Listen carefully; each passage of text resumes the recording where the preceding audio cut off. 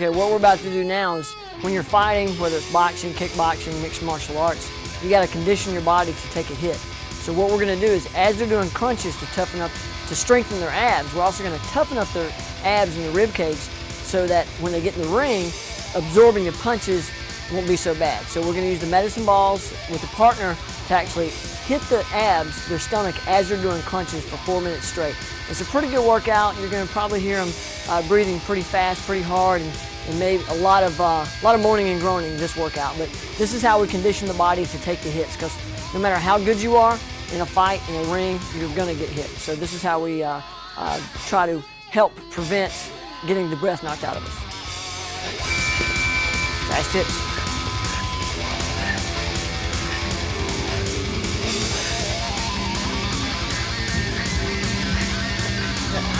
Go on, hit it.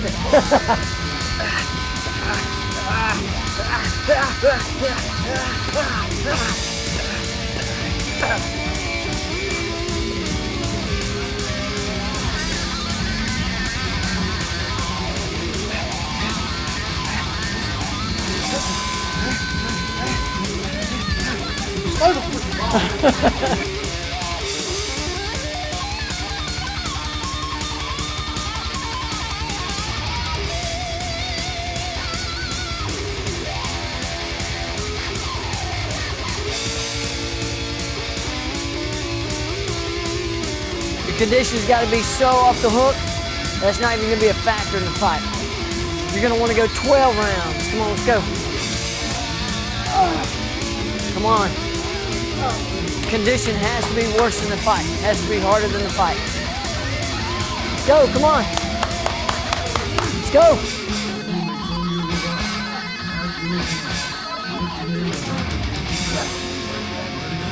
There we go. Good. Good push-ups. My family, my dad loves it, as most fathers I guess would. And then of course my mother hates it, as most mothers probably would. Actually, to be honest, my mom didn't even come to my last fight just because she's just so worried about it and scared about it. She won't watch it or anything. I mean, she supports me. Don't get me wrong, she supports me in the training and everything. Helps me if I have injuries and all that. But as far as she says, she can't see her little baby getting punched in the face. So I guess I'll like that when I get older or whatever. I don't know. But and then my dad, he's always, the one, pump me up, make sure I'm staying good with my training and all, telling me just keep it up, keep doing it all. And the same muscle that you use when you pick up your leg to kick, your lower abs and your hip flexor, that's what you're working right now. You can double crunch, but I want these legs working. Good. I want those legs moving back and forth. You're going to be throwing lots of kicks in this fight. We've got to condition those hip flexors. You can move around all you want, but your elbows keep your elbows apart. Keep your elbows apart, gloves up. Gloves up, and your partner's just hitting. Try to focus on keeping your hands up when you're hitting. It's just body.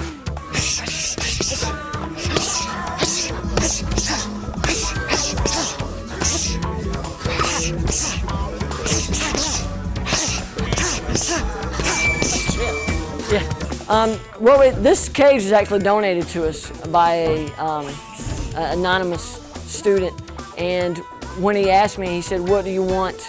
Would you rather have a ring or a cage?" And I said, "Well, I see boxing rings all the time. I really would like to work out in a cage." There's something about just saying you train and fight in a cage that just really clicks with guys and men. So it was donated to us, and it's actually made in a factory, and it comes in sections that we can tear it down and put it right back up. It's plastic coated chain link fence with foam on top so you don't get your fingers caught in it whenever you get picked up. The hinges are covered with a vinyl covered foam so we don't get caught. The floor, what's different about the cage and the ring is when you're grappling and wrestling on the ground, if you're in a ring, a boxing ring, you can roll out from underneath the bottom rope. The cage keeps the fighters in, so it keeps the fight going. So for mixed martial arts, that's great. It's better than trying to move them back to the center of the ring and then restarting the fight from there. So that's why I really like the cage. I can have a bunch of guys in here grappling and wrestling around without stopping and moving and with fear of them falling off of the ring or off of the boxing ring. So that's why we like the cage so much. We're gonna actually take it really slow and easy today because he's fighting in 2 days. So the week before an event, you don't want to go too hard because you stand risk of injuring your fighter. So what we're going to do is we're going to take it easy today, get the heart rate up and then bring it back down, get the heart rate up and bring it back down, as opposed to a few weeks ago, we were getting the heart rate up and keeping it up. Now we want to lower the risk of injury by doing just going through the fight plan, going through combinations, going through the focus mitts, light sparring so it doesn't get hurt or cut, either getting hit or hitting someone. So today we're just gonna go over the game plan, hit mitts, fight strategy. Tomorrow is gonna be a little bit lighter than today. Saturday before the fight, all he's gonna do is just rest, relax, wait until fight time and then turn it on. We got Wes working resistance on his footwork. Resistance going forward, negative working out and going backwards. This is the easiest part of the sled workout. Normally we've got someone holding it and you're trying to run across the entire mats. 1, 2, all right, watch. 1, 2, cover. Look, cover. Just cover. Cover, yeah. Cover here and then throw a hook. Okay, so watch.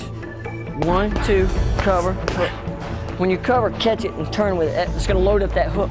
If my hand's up and you throw a cross right here, no, without moving, go ahead. My hands are gonna be here. But if you cut the angle just a little bit, there's that window of opportunity right there, okay? So I'm gonna move at you, then when I flip that up, cut the corner. Cut the step first. Step, good, step away. As soon as you see me do this, and that, step to the side, throw that cross.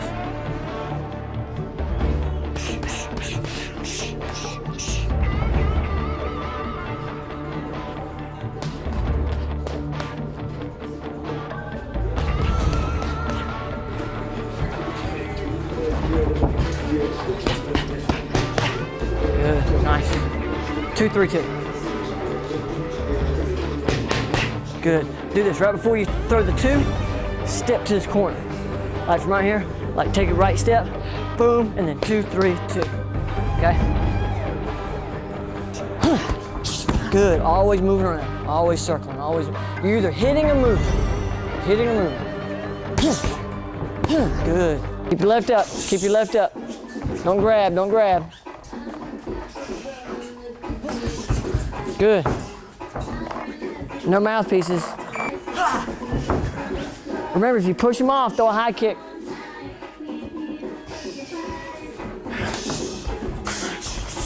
Good. Stick and move. Stick and move. Good. Keep him. Keep him. Keep him. Don't hold him. Don't hold. Punch. Punch. Punch.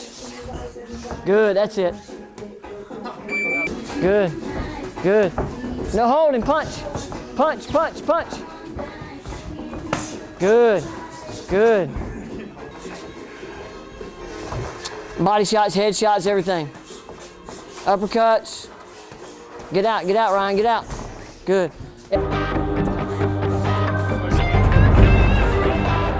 Still good. That's what these drills are for.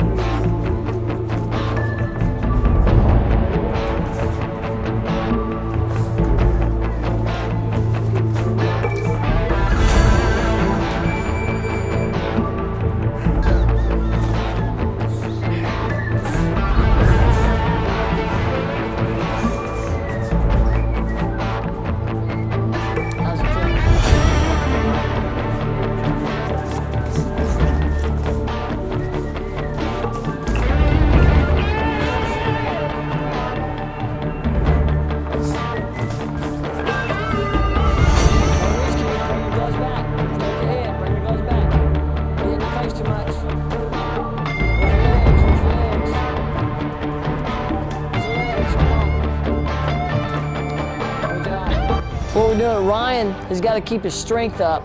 So he's doing a set of push-ups, and we're gonna do some plyometric push-ups. Wes has hurt his ankle in the past week, as you can see. So I'm making him do them on his knees, even though he asked me not to, but I'm making him do it just so I can keep him healthy. The next round of push-ups, we're gonna clap in between. All right, let's clap.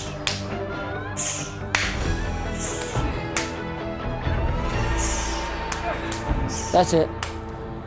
We've already gone through a workout, so doing conditioning at the end of a workout is kind of the same stress as a fight. After you're already tired, you still got to finish that round. Okay, stretch your arms.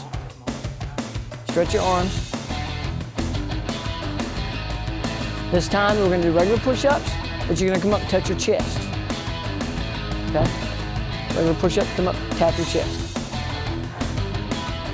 That's it. But regular push-ups first. Oh no, y'all keep going. Y'all keep going. It's started. Go. This explosion popping up from a push-up, you gotta have a real good explosion when you're punching. So by pushing up and exploding up and getting some hang time, it's just like throwing a punch and snapping your punches. As you can see, 2 days before the fight, we really keep it light. It's not as intense as the previous workouts. We kind of keep it lighthearted, rest when we have to. I don't really stay on them as much because I don't want to overwork them, overtrain them. There is a such thing as overconditioning. Rest it, stretch it out. Your main muscle for punching is your tricep and your front deltoid. So you're pushing, not your pulling muscle. So push-ups are essential for boxers and kickboxers and mixed martial artists because that's the muscle you use to push someone away, keep them from coming in close to your grappling, or snapping the jab, snapping the cross. You know, hooks, not so much, it's more of bicep. All right, as you can see, I'm not as rough on them 2 days before a fight. I don't know why Wes is whipping out. He ain't got to fight for 6 months.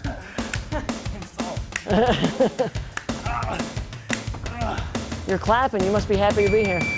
Regular push-ups. Okay, so that's 5. I don't want to overwork them.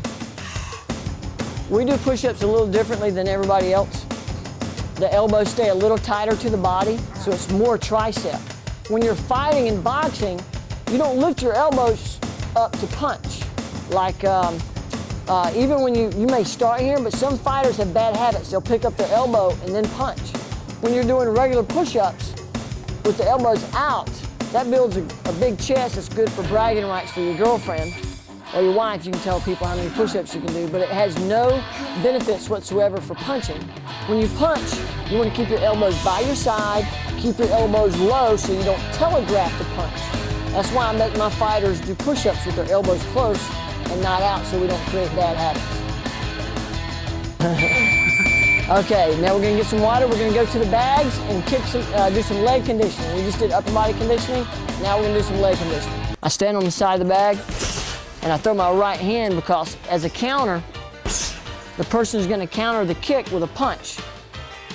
So to make sure his head's the right distance, I throw a hand at him to make sure he's leaning back.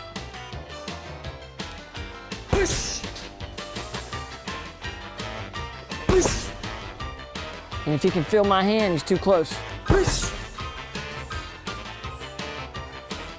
As I was saying, when he's kicking, I keep my leg on the bag just like he was kicking my leg.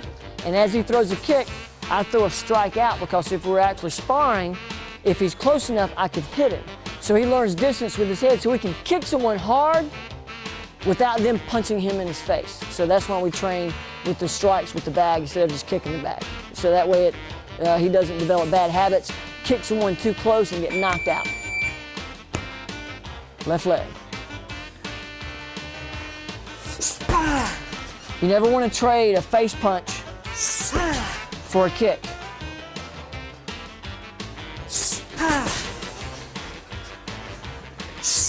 Keep that left hand high, don't drop it before you kick. Keep it high, keep it high, keep it high. Good, keep it high, keep it high. Don't swing it. If you swing it, you telegraph it. Keep it tight, just like you're fighting, just like you're fighting. Step, good, step. Don't crunch, lean away. You never want to kick someone in the leg and let them punch you in the face. So that's one thing, trade-off you don't want. I would trade off someone kicking me in my leg so I can punch them in the face, but it's never reversed, because any punch, even a glancing blow, you can get knocked out. How you feel?